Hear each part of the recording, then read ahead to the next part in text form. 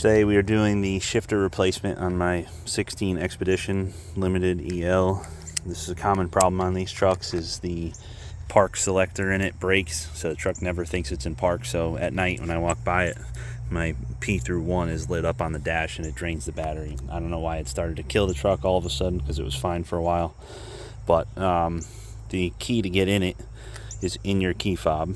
You just have to push this little slider over and the key comes out. The bad news is Ford made the base of the key obviously the whole size of this remote, so mine actually broke in half, which is good. But after I did this, so when you put the key in like so and it's a full key, it scratches and takes the paint off the door handle. There's no other way around it. The key has to go in a little bit further than normal to actually turn the lock. So kudos to the Ford engineers. That was really brilliant and it's appreciated. I love touching up paint in spots where it doesn't need to be touched up. But as you can see, the truck is completely dead. So we're going to change this shifter out. I do have to remove, you don't have to remove the whole console, but I'm going to have to take this whole deal out, this whole centerpiece here. So we will show you how to get this all done. All right, so just with light pressure, you could use one of these clip removal tools. There's 4 clips on this chrome trim ring. So you're just gonna gently sneak in there and pop this thing up and release all the clips. You can probably do it with your hands or a flathead screwdriver, depending on the condition of your truck and the amount of flocks that are given. But I'll use this since I have it. You can get these cheap off Amazon. I probably broke one. No, I didn't break any of them. Cool. So there's that. Now we can get to the next order of business here. This thing comes right out with just a little pull here. This only goes in one way. As you can see, we have a 7mm bolt there, so we're gonna have to take that bolt out. This lower trim panel also comes right out if needed, just with light pressure just below the radio there. And then this whole radio trim bezel also just pops right out with just pressure. So let me go get a 7mm because I didn't bring one.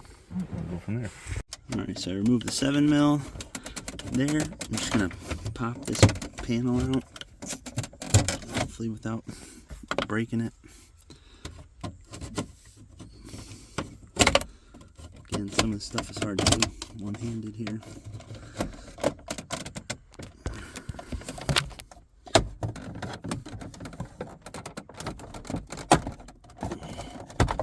Go.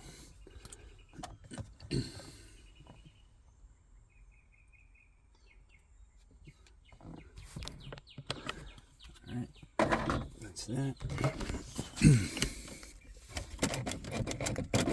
So now with that removed, this thing is loose and ready to go. I don't know if I need to remove this, whatever you'd like to call it here, armrest. I don't know if the cup holder's going to come out either, but we'll pull that out. Doesn't look like it. Looks like this thing might just come out with some pressure, honestly. So let's see.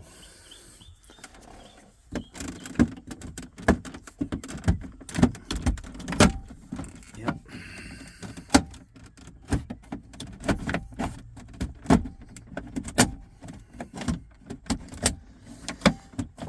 Yep, so just get under it, a little pressure here and there.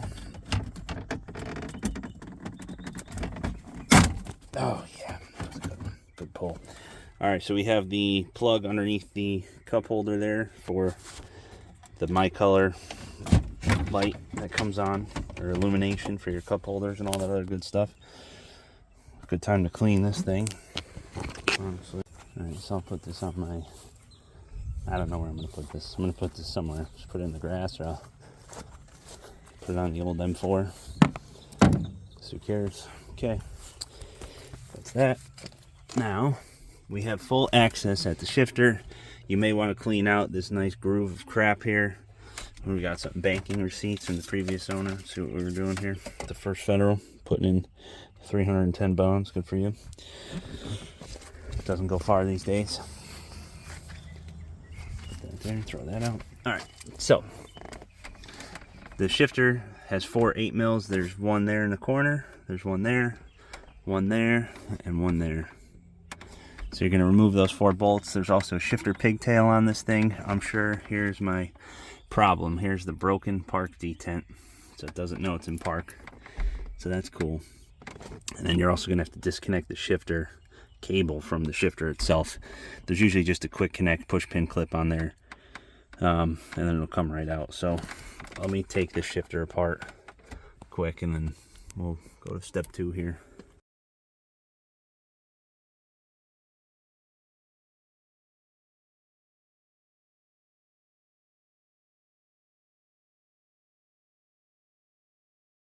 All right, so with the 4 shifter bolts removed, you're going to need a long extension like so. I'm going to use my little mini impact to take it out.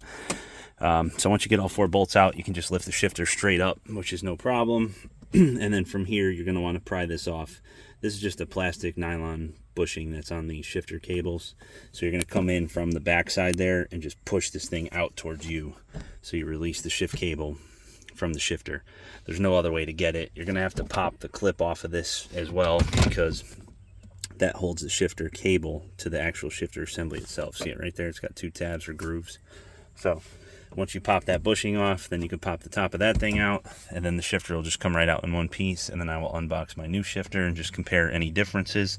And then I will see if I need to change over my chrome or leather, or if I care enough or anything like that. So let me just do that now. Here's the shifter assembly. It's out. On the front here, see that little hole? You're going to have to just push that with a flathead screwdriver out or in, and then the shift cable release, or the front tab there, will just come right out. This is going to take a decent amount of pressure to get this bushing off of this shifter linkage here. So I came in on this side from the passenger side with a screwdriver and just pushed as hard as I could, and then it finally snapped off. When you go to lift the shifter out, there's one pigtail. Obviously it's for your illumination, manual mode, things like that. So you're just going to want to unplug that, push the little tab down, and it comes right out. And so here is your stock shifter. I am 10-15 minutes deep in this, so again, not bad. It's not an all-day project. Let's open up the new one, see what it looks like, and hopefully this works. Here's the new assembly. He gave me the 4 bolts. He didn't cut the pigtail, which is nice. The leather knob is actually in excellent condition, and so is the chrome. It's better in shape than mine. So identical. It's going to be just the same reverse process. We're going to push the shift cable linkage onto there, snap the front clip in, and then bolt all 4 down. Don't forget to plug it in. I think this was a little bit of a different part number than mine. Brand new from Ford. This was $538 or something like that, my cost, or it was $538 list, $382 cost, something to that effect. I wasn't paying that.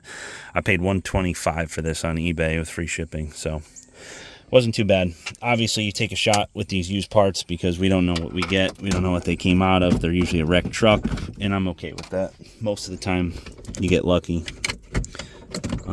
But we'll see what happens. So let's plug this in first here. That's that for the illumination. Let's get the cable up in here.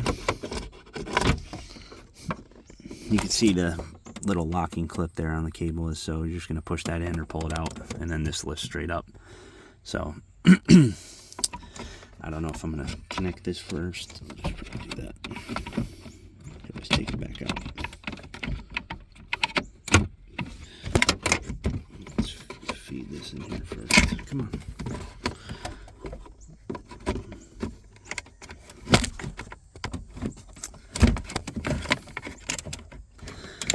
Let's do this first. See how this turns out. Alright, sorry. I'm going to need 2 hands for this, so I'm just going to do like everybody else does and just cut to the final product.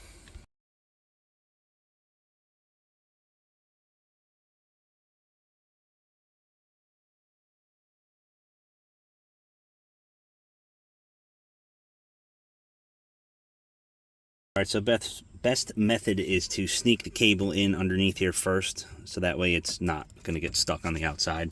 So fish that in and then clip the linkage on, and then it lines right up with the park detent, and you can just push it in, and then you're done. So now just bolt down all 4 bolts, and then I'm going to jump the truck, excuse me, and make sure all is working like it should be before I snap the other piece back on. It's my little Amazon purchase mini jump pack. Hook into positive, negative. Wait for your little green light to go solid here. Alarm's gonna go off because it's obnoxious.